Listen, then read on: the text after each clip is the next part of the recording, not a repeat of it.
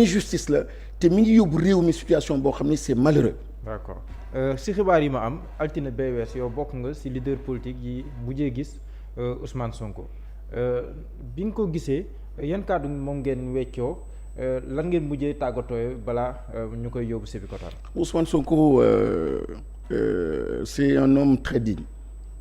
c'est un homme pour qui j'ai beaucoup de respect encore une fois dañu toog Assemblée nationale ñu xam ko bu baax nit nag soo ko xamul ni nga koy ooyee mooy ku xamul mën nga wax lu la neex ci biti mais les Sénégalais am na li ñu xam te mën nañu ràññee lii Ousmane Sonko am ci Sénégal fii alalam joxu ko juddoom joxu ko du dara lu ko jox lu dul jikko joo xam ni ay yenn qualité yoo xam ni ñu ngi koy gis ci moom première des qualités mooy son endurance moi c'est un sourire un homme souriant que j'ai vu un homme qui me taquinait même di ma ne waaye yow moom il faut nga gën a kii et cetera un homme qui était rassurant et on a profité de cette rencontre là man Aïda Mbodj ak Malick Gakou au nom de la coalition ñaan ko mu bàyyi justement grève de la faim bi et il était assez ouvert donc à cette idée là ne may leen ma rek après je vous reviendrai mais donc c'était quelqu'un de très très serein et il a toujours eu cette sérénité là 2021 on était dans des combats très âpres très difficiles au niveau de l'Assemblée nationale mais à 2 heures du matin 3 heures sooy wax ak moom yow sooy commencer sax di xaw a perdre espoir wala di douter il était là toujours pour te redonner confiance et sa confiance mi ngi ko doon appuyé ci ñaar d'abord gëm yàlla ñaareel bi aussi le peuple tout le temps soo déggee wax jooju dafa am cër ak gëdd goo xam ne jox na ko peuple sénégalais et c'est rare ci discours politique yi souvent seen bopp la seen petit appareil la et cetera mais lui il mettait en avant ce peuple là et aujourd'hui ce qu'il est en train de vivre il est encore entre les mains du peuple sénégalais c'est sur son dernier poste d'ailleurs en disant le peuple décidera moom mooy xam li muy def en termes de combat ou pas kon le mindset était très positif l'endurance était là il s'y attendait certainement que c'est le prix à payer il s'attendait à tout cela donc il n'est pas surpris par cette méchanceté à la limite cette haine cet acharnement là pour casser un projet une dynamique mais Mohamed tu me permettras simplement de dire que c'est malheureux ce que nous sommes en train de vivre au Sénégal parce que nous avons un pays qui est merveilleux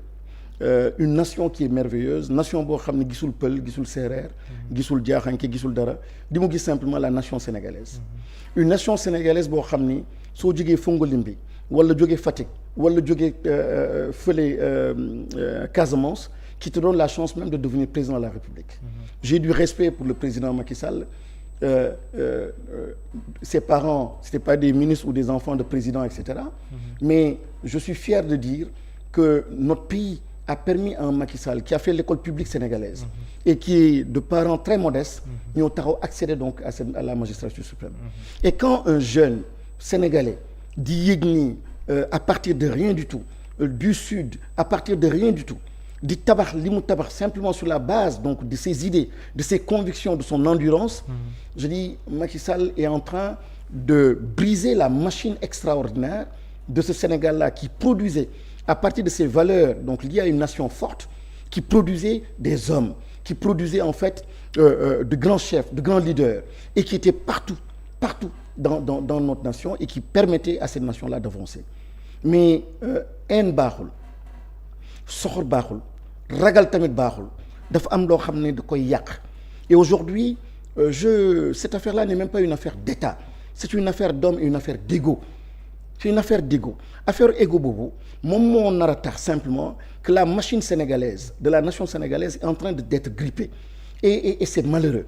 et il y aura peut-être alternance il y aura peut-être changement mais il y a une flamme boo xam ne sénégalais am nañ ko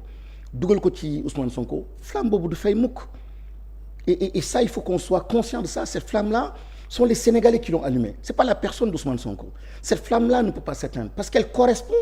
à des aspirations elle correspond à un momentum ci benn temps jamono bi ñu nekk Afrique li muy laajte xale yi li ñuy laajte géopolitique bi nu mu mel géostratégie bi nu mu mel dafa am un discours un comportement un type de leader ay réalités yoo xam ni tey jii moom la askan bi bëgg donc empêcher en fait ce développement naturel et ce processus naturel c'est yàqal réew mi tardel réew mi et ces violences que l'on voit c'est dramatique et malheureux nga indi ko tamit tënk ko ci affaire insurrection et cetera waxu caaxaan la c'est pas rigoureux xóotul li ma doon xaar man ci président Macky Sall mooy koo xam ni surtout da nga décider da ngay dem mooy nga indi benn dialogue wala nga tuddee ko assise de vraies assises boo xam ni da ngay waxtaani réew mi waxtaan teg ko ci yoon yoo xam ni macha allah di nga am un impact durable et positif dans le temps ku lay ñaanal say waajur suñu lay ñaanal Mohamed dañ ne mujj gu rafet Macky Sall ku ko bëgg tamit da nga koy ñaanal mujj gu rafet mujj gu rafet mooy nga bàyyi tur bu rafet mais lii rafetul parce que partout dañu semer les graines encore d'une instabilité. Mais est-ce que tamit votre allié Ousmane Sonko il n'a pas poussé le combat trop loin? Comment expliquez-moi. Est-ce qu'il n'a pas poussé le combat trop loin par exemple bu ñu defee appel au dialogue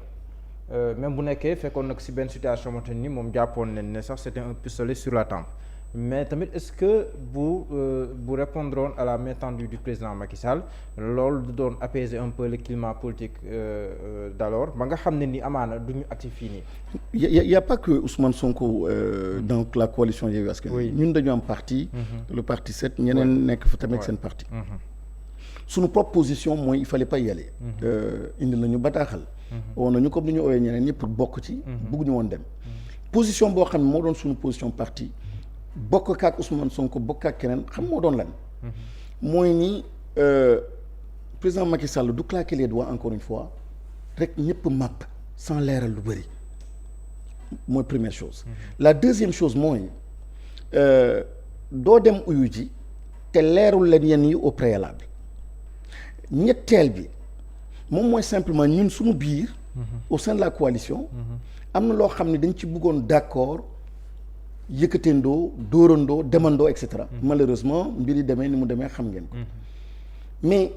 nii mbir yi demee daf ñu jox raison parce que li fa xew su dul diil xaw ma lan la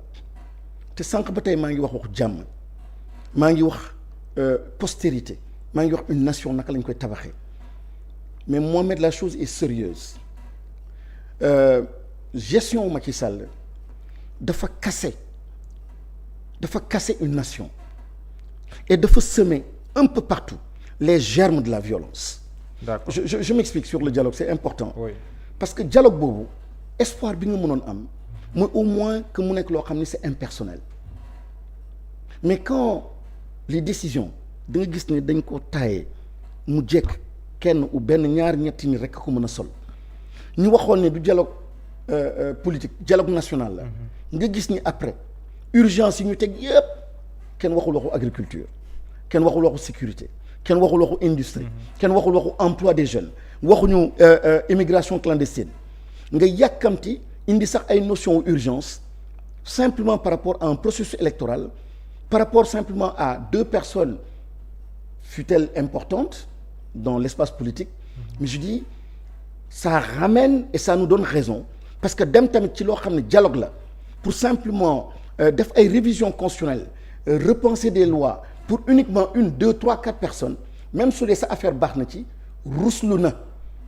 parce que un chef d'État c'est l'État il doit prendre des décisions on doit prendre des décisions qui sont impersonnelles am benn portée boo xam ni général et puis dans qui stabilise qui règle les problèmes mais aujourd'hui toutes les lois yoo xam ne dem na Assemblée nationale président bu fi mënti ñëw di nga ñëwaat laalaat loi yooyu parce que loi yooyu dañ ko taillé simplement pour mu régler une affaire dans 6 mois et après donc on vivra encore les mêmes difficultés mais Ousmane Sonko admis aux urgences loolu